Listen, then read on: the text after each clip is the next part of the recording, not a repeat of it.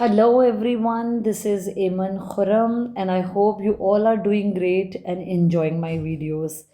हम कर रहे हैं think new syllabus mathematics 8th edition book 1 D1. This is exercise 1B and question number 14. अब मैं इस क्वेश्चन को रीड करती हूँ. In this question they are saying k is a non-zero whole number. Given that 6 into 54 into k is a perfect cube. Okay तो हमारे पास तीन नंबर्स होने चाहिए. They are saying 6 into 54 into K and it is a perfect cube. तो इसको एक perfect cube होना चाहिए. Okay, write down the smallest value of K. हमने इस के की वैल्यू फाइंड आउट करनी है. तो हम इस क्वेश्चन को सॉल्व करना शुरू करते हैं. In this question they are saying 6 into 54 into K should be a perfect cube. तो सबसे पहले हम इसकी प्राइम फैक्टराइजेशन करते हैं. 6 की प्राइम फैक्टराइजेशन आ जाएगी 2 इंटू 3 इंटू 54 की प्राइम फैक्टराइजेशन है 2 इंटू 3 इंटू 3 इंटू 3. मैं यहाँ आपको करके भी दिखा देती हूँ. 54 we will divide it by 2, it will be 27. Now again we will divide this number by 3. 3 9s are 27, 3 3s are 9 and 3 1s are 3. ये हमने क्वेश्चन नंबर 13 में ये इसकी प्राइम फैक्टराइजेशन करके देख भी ली थी. इसका आंसर आता है 2 इंटू 3 इंटू 3 इंटू 3. तो 6 की प्राइम फैक्टराइजेशन मैंने 2 इंटू 3 लिखी, इंटू है. 54 की prime factorization 2 into 3 into 3 into 3 है. और के की वैल्यू हमें नहीं पता, वो हमने फाइंड आउट करनी है. तो वो हम देख लेते हैं कि उसकी के की वैल्यू क्या होनी चाहिए कि हमारा आंसर एक परफेक्ट क्यूब आए. अब मैं प्राइम फैक्टराइजेशन को, दोनों की प्राइम फैक्टराइजेशन को मिला के लिख लूँगी. सो ये आ जाएगा 2 into 3 into 2 and 3 times 3, 1 2 and 3. और ये आ जाएगा के की वैल्यू. अब मैं क्लब कर लेती हूँ, ज्वाइन कर लेती हूँ. 2 और 2 को सेपरेट कर लेती हूँ.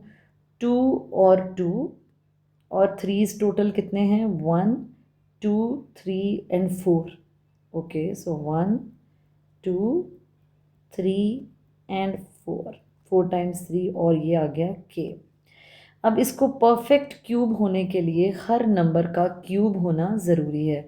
तो हमारे पास इस अभी तक जितने भी हमने सारी प्राइम फैक्टराइजेशन को इकट्ठे लिखा है, तो इसमें हमारे पास 2 कितने हैं? 1 और 2. तो परफेक्ट क्यूब होने के लिए एक 2 और होना चाहिए, क्योंकि ये 2 2 हैं. तो क्यूब होने के लिए एक 2 और चाहिए, तो वो के की वैल्यू में 2 आ जाएगा. अब हम लिखते हैं 2 इंटू 2.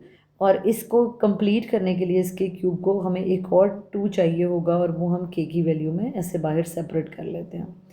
इसी तरह ये 3 3 मिलके will make a 3 cube. Okay, तो ये 3 मैं इसी तरह लिख देती हूँ, because these 3 are making 1 cube, 1 3 cube. अब ये 3 अकेला है और इसको क्यूब बनने के लिए 2 3 की और ज़रूरत है, तो वो 2 3 भी हम के की वैल्यू में रख लेंगे. इसका मतलब है ये के की वैल्यू होनी चाहिए, because these missing numbers will make the remaining numbers a perfect cube. अगर मैं देखूं तो ये के की वैल्यू जो है हमारी ये आएगी. अगर मैं इसकी वैल्यू को रख लेती हूँ तो 2 इंटू 2 इंटू 2, और इसी तरह ये 3 मिलके 3 का क्यूब, 3 इंटू 3 इंटू 3, और एक ये और 2 3 ये मिलके एक और क्यूब, 3 और 3. सो तो इसका मतलब है ये 2 का cube, we have another 3 cube and we have another 3 cube. हमारे पास सब क्यूब आ गए हैं. तो सो के वैल्यू शुड बी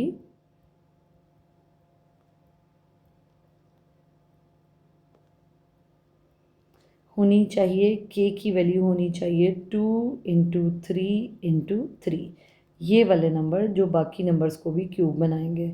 सो के value will be 2 3s are 6 and 6 3s are 18. तो k की वैल्यू होनी चाहिए 18। This is our required value. अब हम जाते हैं बी पार्ट की तरफ। इस क्वेश्चन के सेकंड पार्ट में वो कह रहे हैं P and Q are both prime numbers. Okay, P और Q दो प्राइम नंबर्स हैं।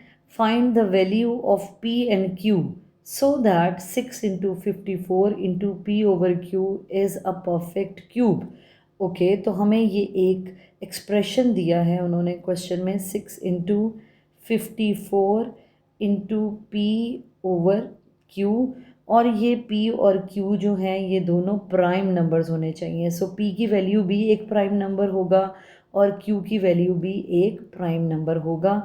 तो हमने क्या करना है, इनकी वैल्यूज़ फाइंड आउट करनी है और इनकी वैल्यूज़ वो होनी चाहिए कि ये जो एक्सप्रेशन है वो एक परफेक्ट क्यूब बने।